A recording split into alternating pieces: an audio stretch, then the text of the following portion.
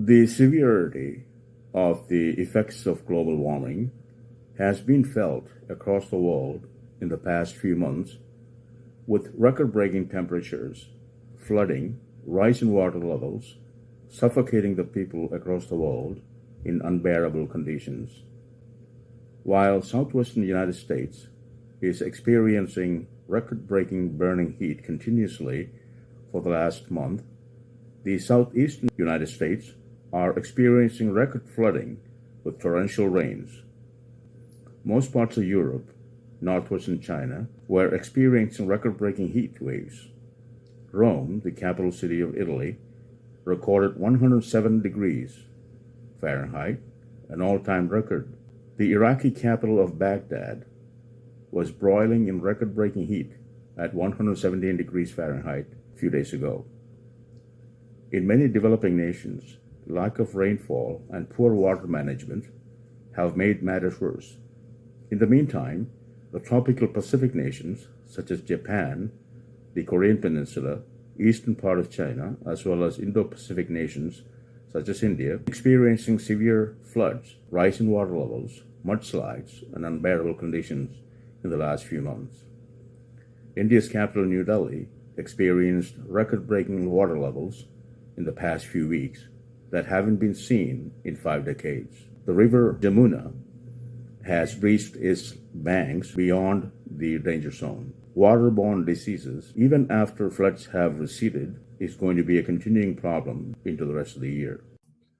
Japan experiences both extremes of the weather, with southern parts of Japan and its capital Tokyo experiencing record heat, while the northern parts of Japan is inundated with the rise in water levels, with typhoons and torrential rains.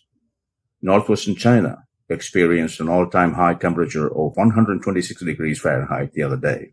Global surface temperatures this month are likely the highest since the interglacial period about 125,000 years ago, as reported by PBS NewsHour yesterday.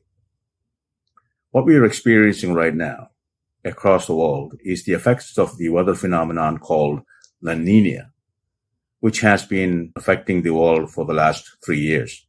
La Nina is soaking up the atmosphere with colder air above the Pacific Ocean along the American Western Pacific Ocean. Warming of land has been the fastest since 1990. Weather events that are causing this type of extremes across the world need to be understood in order to manage the living conditions during these weather events. Let's look into what these phenomena are. During normal conditions, trade winds, which blow from east to west, push warm surface waters towards Asia, piling it up in the western Pacific. In some years, though, the trade winds weaken. The warm surface water moves eastward and reduces upwelling of cold water off the coast of South America. Climatologists call this El Nino. Its climate impacts show up mostly in the wintertime over North America. The warmer ocean fuels an intensification and southward shift of the jet stream. This brings flooding to the southern United States and warmer, drier conditions over parts of the Pacific Northwest, northern U.S., and Canada. But eventually, those trade winds pick up again and sometimes become even stronger than normal. When that happens, they blow the warm water back into the western Pacific and restart the upwelling of cool water towards the surface in the eastern Pacific. These strong trade winds are a signature of what is called La Nina, unusually cold conditions in the tropical Pacific that displace the jet stream northward. La Nina can lead to drought in the southern U.S. and cooler temperatures, heavy rains, and flooding in the Pacific Northwest. El Nino and La Nina together are part of a cycle that influences extreme weather and can impact food production, water supply, and even human health, not just in the U.S., but in many parts of the globe. Destructive wildfires in Australia is projected later in 2023. Famines in India is what is being looked at later in 2023 into 2024. The Indian government is aware of it and is in the process of taking precautions. The surface temperatures of the ocean during this El Nino weather phenomenon rises by 1 degree for about a year. This 1 degree rise in ocean surface temperature may not seem much in our mind, but that creates tremendous energy disturbances on the surface of the ocean water. Although it is 1 degree rise in surface temperature, the jump in the collective state of matter, in this case water, is enormous. When the energy created by the rise in temperature for the whole Pacific Ocean is funneled through various pockets of low pressure, those of you who use pressure cooker to cook know that food is much faster cooked when you use the pressure cooker. There is a valve that releases the pressure inside the pressure cooker when it reaches a certain level.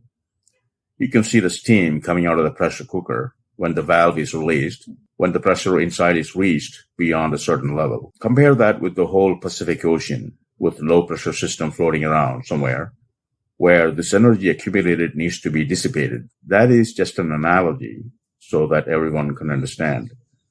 In order to understand the phenomenons of El Nino and La Nina, the phenomenon called trade winds need to be understood. Typically, the movement of air is from the North Pole to the equator and from the South Pole to the equator, where low pressure is situated.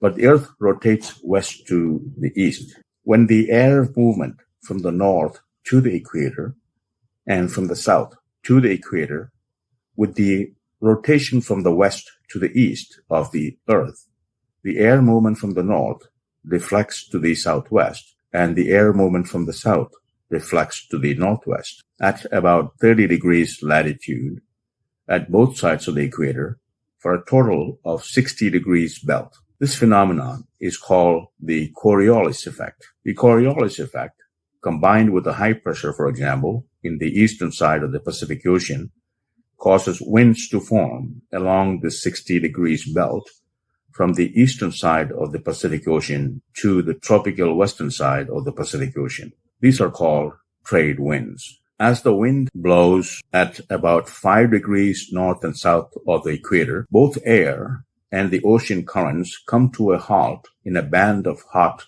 dry air. This 10 degrees belt around the equator is called the intertropical conversion zone. Intense heat in this section moistens the trade winds, pushing it upwards in the atmosphere like a hot air balloon. As the air rises, it cools, forming bands of showers and storms in the tropics. The rising air mass move towards the poles, then sink back to the Earth's surface near at 60 degrees belt.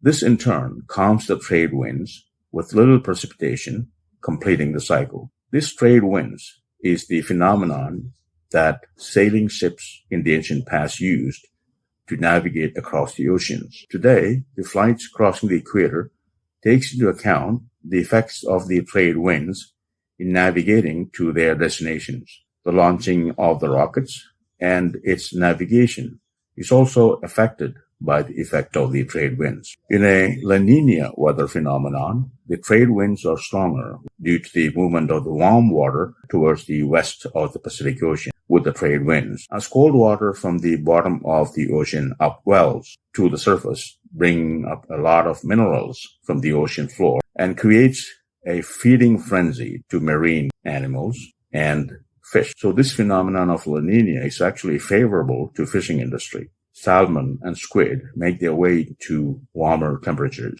La Nina weather phenomenon creates wet weather conditions in Asia, which is what we are experiencing today. Tropical cyclones form one after another. The jet stream in North America move northward with wetter weather conditions in the north and the dry weather conditions in the south of the United States, resulting in drought conditions in the southwest and exponential rains in the northwest. The National Oceanic and Atmospheric Administration, NOAA, has declared an end to the lengthy 3-year La Nina phenomenon 3 months ago. Equatorial Southern Oscillation Index metric is used in calculating the time frame of the end of the cycles of El Nino and La Nina. This index indicates the El Nino weather phenomenon, which affects the opposite of what we experience right now as La Nina weather phenomenon, lasts anywhere from 9 months to a year, although it could exceed up to several years, and will occur in late 2023. Conservation and storage of water, while it is available and plenty right now, is what is required to cope with the El Nino weather phenomenon, especially in developing nations with poor water management. There was an El Nino weather phenomenon every 4 years ever since we started tracking them in 1950s. This will be the first 5-year gap if El Nino is not formed in late 2023. This knowledge of these weather phenomenons can help us prepare to make your lives better